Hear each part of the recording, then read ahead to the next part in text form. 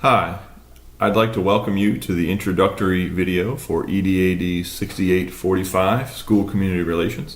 My name is Brian Biebow, and I'm using this video to provide a little bit of an orientation to the course, both in terms of sort of philosophical and big ideas, and also to set up the structure and process by which we'll do the work for this predominantly online course. Since we won't be meeting on campus regularly, it's going to be very important that using the syllabus and our Moodle site that you have a good idea of how the time is going to go this summer so that you're not caught behind, and that you can work ahead to do some of the things that need to be done.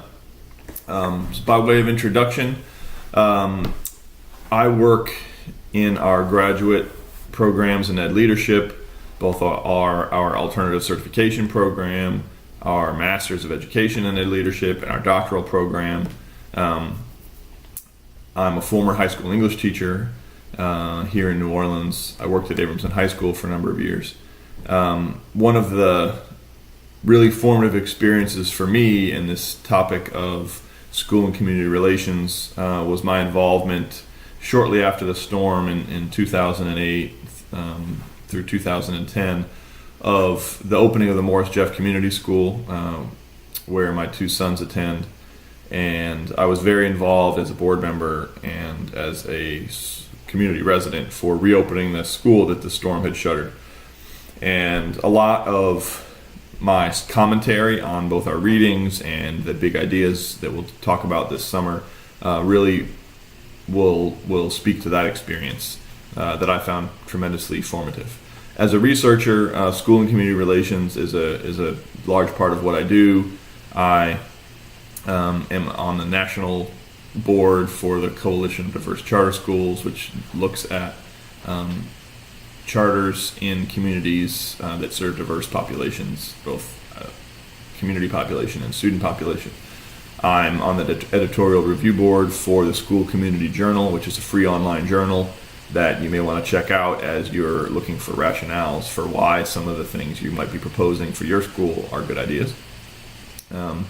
And I've worked quite a bit with school community relations in academic setting through the INET conference that meets at AERA and some of the other scholarly organizations that work with that stuff. So this is really a passion of mine. The relationship between a school and its community, particularly the low-income communities that many of our public schools serve here in New Orleans, is one that's fraught with lots of potential missteps, but also one that can unlock a lot of power when that relationship is managed and cultivated appropriately. And so I think more than most other places, us in Southeast Louisiana have a lot to gain by doing school and community relations right.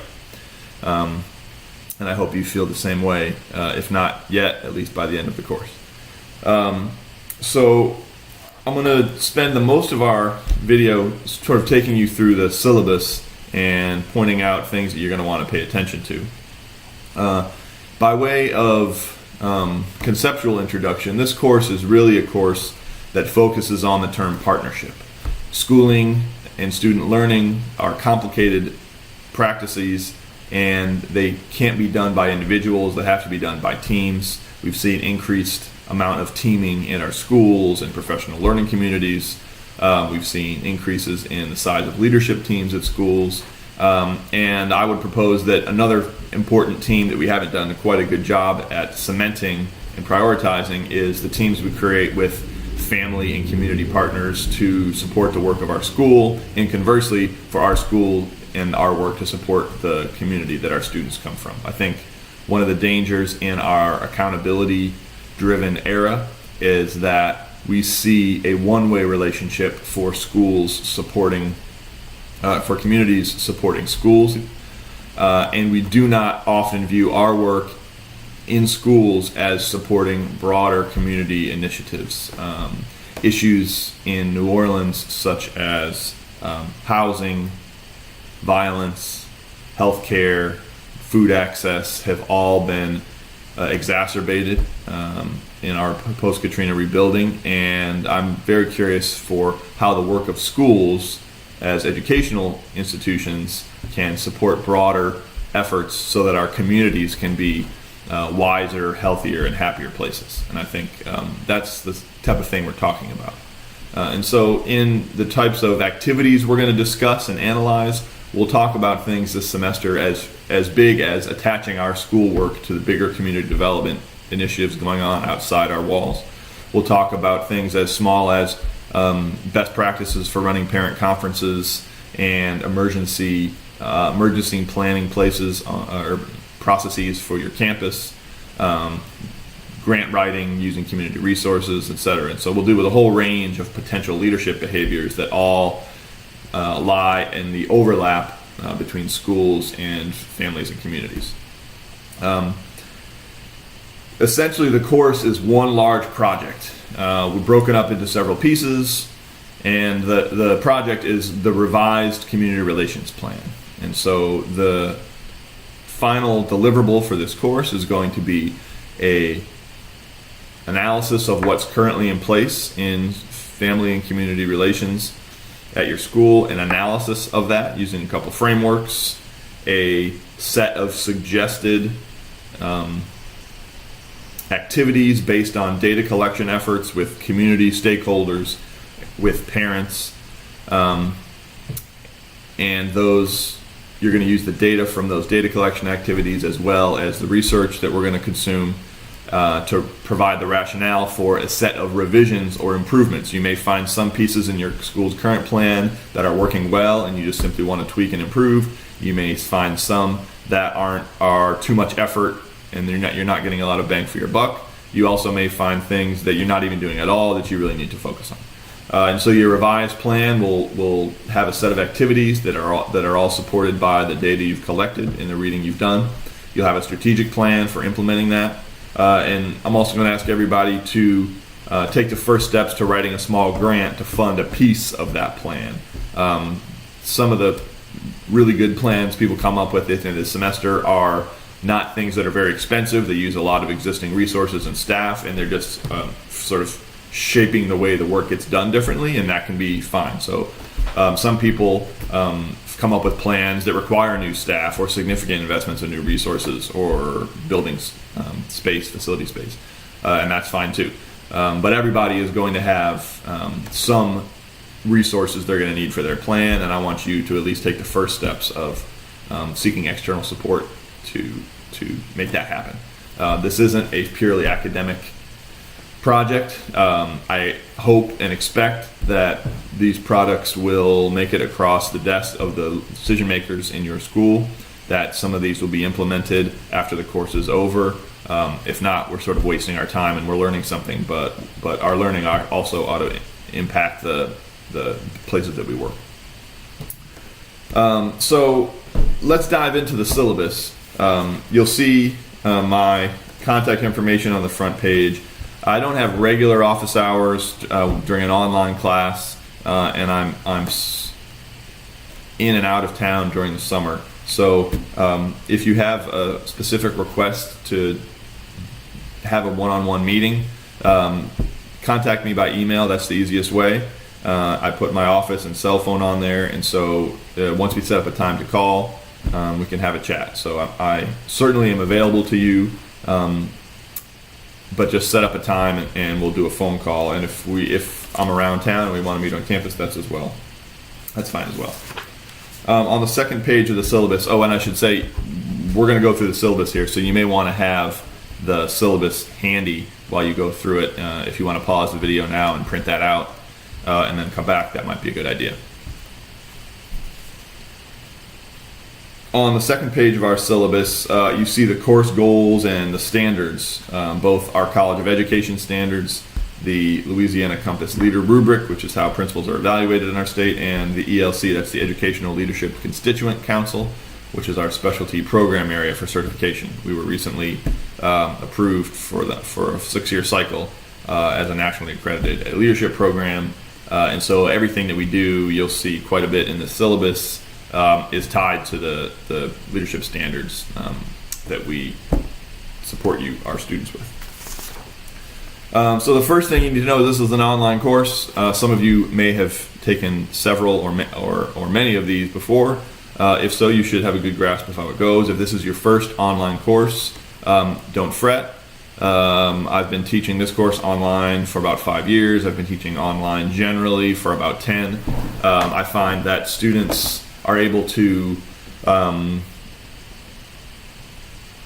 work very well at a distance. Our dialogue tends to be richer than it would be in class, where people can compose and think and revise their ideas before speaking. So I find that we actually get a richer dialogue around our topics than we might in class. And I look forward to seeing if that's true again this year. Most of our work is going to take place on our Moodle site, which if you go to the UNO main page, look at the icon down in the lower right hand corner and use your UNO login and password, you can get to our Moodle site where you'll see the Moodle space for each course that you're enrolled in this semester. Those courses tend to stay up for the semester and then sort of part of the semester following. So if there are readings, documents, syllabi that you want to have, you can download them during this summer from Moodle onto a personal machine, so you'll have them more permanently. So that the courses don't always stay up forever. There's 3 required texts for this course. You'll see at the bottom of page 3. The first is by Joyce Epstein, who's a researcher at Johns Hopkins. She's probably the most preeminent figure in the study of family and community engagement in schools. I work with her INET conference every year in conjunction with the AERA meeting, and she has developed probably the most research supported and the most widely used frameworks for looking at family engagement in schools. And so her text, School, Family, and Community Partnerships, Preparing Educators and Improving Schools, is the rather large text that we'll be using when we deal with partnerships. The second text listed is by Ted Kowalski. It's Public Relations in Schools, which is not deal as much with families, but with community. And he'll look at this sort of negative connotation that people sometimes have with the term public relations. And we'll look at the way our school communicates about itself. We'll look at how our members, both internal and external, tell the story of our school, because that's an important part of community relations. We'll also use that chapter for looking at a few niche topics like disaster planning and campus issues. The third book listed is the edited book by Patrikaku, Weisberg, Redding, and Wahlberg, which is an edited volume that looks at a series of research-based chapters looking at the impacts of various family and community engagement programs. This is the most sort of researchy book that we'll look at, although it's very readable still. The strength of this book is that it provides evidence for a series of interventions that have been used, and when you're getting to the point in your semester where you're coming up with rationales for the interventions you'd like to add to your school community relations program, then this is going to be a great source of research evidence about why something is likely to work, because there's a good amount of research in there. You'll see the course grading breakdown on page 4. This is, as I said earlier, the set of steps for completing our final project, simply broken down into subcomponents that have a different amount of points associated to them for the most part. And so you'll see a summary and analysis of the current plan. That's you figuring out what your school is doing today, either in written form or by talking to people, and then analyzing that. You're going to do a demographic profile of your school community, that's your students, and as well as the community, the civic community that you serve, whether that's the parish or a specific set of neighborhoods that your school draws from. We're going to try and get as close to your school as we can, looking for trends and discrepancies between school and community. We're also going to create a community resource map, which is an external scan of the environment for what community organizations that we perhaps do have current partnerships, or those that we don't, that can benefit our school somehow, and also in the reverse, organizations that we can support as school organizations. And so you'll collect a range of organizational types, talk about how you might interface with them, what the win-win might be, and then put those together.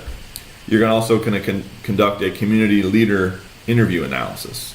You're going to select a number of community leaders. These could be small business owners, local elected officials, clergy, longtime neighborhood residents, people who aren't officially connected to the school but who have some constituency or whose opinion carries some weight in the community, to find out how they see the school performing and functioning and how they might plug their network into the school. This is one, to get you to learn how outsiders view the school. Two, is to get you some face time with these individuals so that if potential partnerships arise in the future, you know them and can go seek them out as someone who's in your network. We're also going to do a parent survey analysis where you'll collect parent survey data, and through the analysis of that come up with sort of a set of findings and then recommended revisions to your school community relations plan. Wrapping up, you'll write your revised plan in strategic plan format with a budget, and also do a grant application or grant solicitation letter to fund a piece of that plan. And so that's the vast majority. It's 75% of your course grade is tied to the components of that project. I think that's pretty straightforward. There are also 8 hours of field experiences that need to be conducted. For those of you in a principal cert program, either the MED or All Cert, those will get logged in your live text portfolio. For those of you taking this course not as part of principal certification, there's an Excel document in our Moodle site that you can use to log those field experiences, most of which you'll have to conduct in the process of doing your final project, so it's not something you need to plan out separately too much. That's worth 5 points. And then the online participation, we have online dialogue that'll be happening in a discussion board format for a number of weeks. Not every week during the semester, but the majority of them. And that brings you for your sort of point total. There's also, after the list of assignments, a list of potential school community relations field experiences, which are useful if your total of field experiences that you use to complete your project, you fall a little short of 8. You can draw from here for additional activities that you'll do during this semester. It also is a useful list to hold on to for those of you who are going to be completing certification programs when you get to your internship class and are trying to structure your internship plan. This is a good list of things to keep in mind. After that, on page 6 begins your course syllabus calendar, and this is a somewhat abbreviated schedule. This isn't a semester-long class, it's a summer class, so we only have 8 weeks to do what normally we do in 16.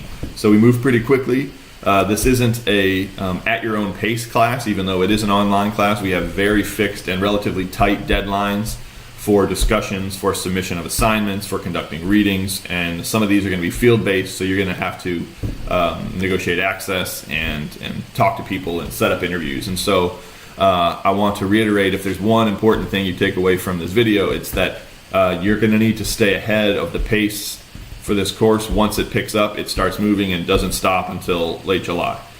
So if you're going to have periods where you're going to be off in the woods for 2 weeks, or unable to get online, or be unable to complete assignments for multiple weeks or even a full week, this may not be the summer to take this course. As you can see in the course calendar, it's pretty dense with every few days a new activity coming up. The first week, the most important thing that you can do is start thinking about how you're going to collect the documents and data that you're going to need. You'll identify the current relations plan and activities, putting a calendar together perhaps.